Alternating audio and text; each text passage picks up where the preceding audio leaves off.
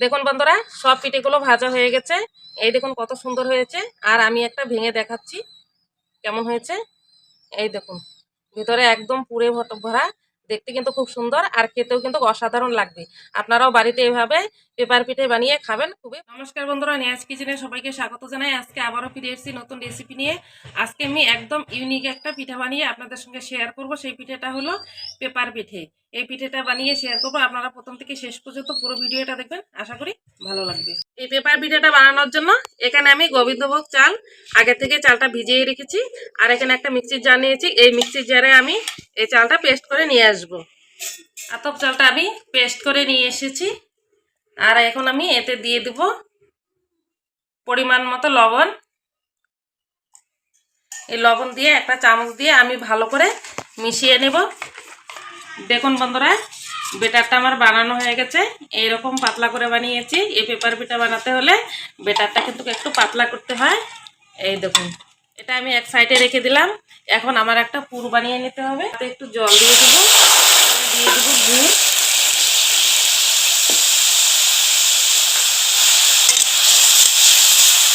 কোরানো নারকেল দিয়ে দেবো, দিয়ে আমি এখন এই পুরটা বানিয়ে নেব। দেখুন বন্ধুরা, নারকেলের পুরটা হয়ে গেছে। এখন আমি নামিয়ে নিচ্ছি। আমি শুধু গুড় দিয়ে এই পুরটা বানিয়েছি। আপনারা এখানে দুধও ব্যবহার করতে পারেন। একটা থালায় ঢেলে নিচ্ছি। দেখুন বন্ধুরা, গ্যাসের উনুনে কড়াই বসিয়ে দিয়েছি। এই কড়াতে আমি একটু তেল দিয়ে দেব। এটা কিন্তু তেল ছাড়াই করতে হয়।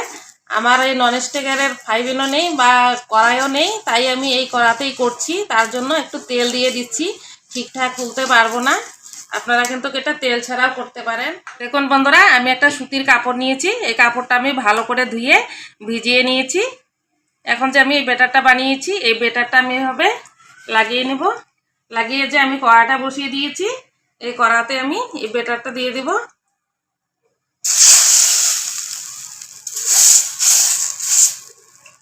মাঝ বরাবর এখন আমি নারকেলের যে পুরটা বানিয়ে নিয়েছি, এই পুরটা আমি দিয়ে দিব।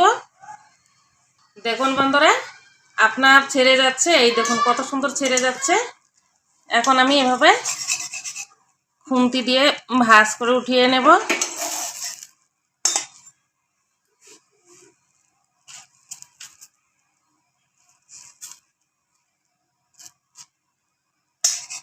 দেখুন কত সহজেই উঠে গেল। এখন আমি একটু উল্টো পাল্টা করে ভেজে নিচ্ছি। একটা পিঠে হয়ে গেল। আমি আরও একটা ভেজে আপনাদেরকে দেখাবো। আবারও তেল দিয়ে দিচ্ছি। এই তেলটা না দিলে আমি এই কড়া থেকে তুলতে পারবো না। এটা কিন্তু আপনারা তেল ছাড়াও করে নিতে পারেন। হয়ে গেছে। আবারও আমি যে বেটারটা বানিয়ে নিয়েছি, এটা আমি দিয়ে দেব। আপনারা এটা ব্রাশ দিয়েও দিতে পারেন বা সুতির কাপড় দিয়েও দিতে পারেন। এই দেখুন, পুরটা মাঝ বরাবর দিয়ে দিচ্ছি। আবারও আমি এভাবে ভাঁজ করে উল্টিয়ে দেব।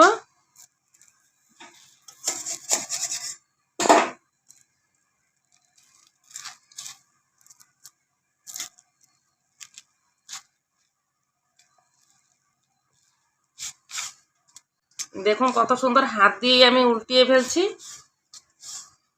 এই দেখুন দুটো হয়ে গেছে। আমি বাকিগুলো একইভাবে ভেজে। দেখুন বন্ধুরা, সব পিঠেগুলো ভাজা হয়ে গেছে। এই দেখুন কত সুন্দর হয়েছে। আর আমি একটা ভেঙে দেখাচ্ছি কেমন হয়েছে।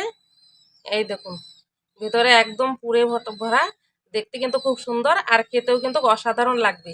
আপনারাও বাড়িতে এভাবে পেপার পিঠে বানিয়ে খাবেন, খুবই ভালো লাগবে। আজকের এই পেপার পিঠে রেসিপিটি ভালো লাগলে লাইক করবেন, কমেন্ট করবেন, শেয়ার করবেন আর চ্যানেলটিকে সাবস্ক্রাইব করে পাশে থাকবেন। ততক্ষণে সুস্থ থাকবেন, ভালো থাকবেন। ধন্যবাদ।